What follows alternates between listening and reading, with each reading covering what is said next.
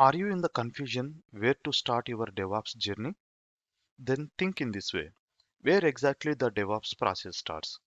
Of course, it starts from planning, but the technical activity starts from the writing code. Let's assume that you are not dealing with the application code. Then next immediate step is maintaining the source code.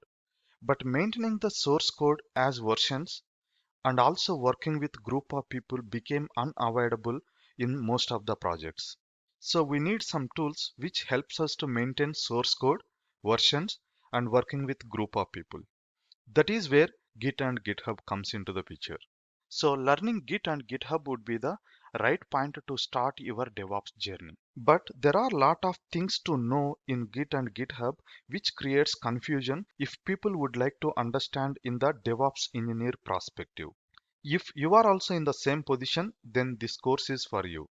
Welcome to my new course, Git and GitHub for DevOps engineers.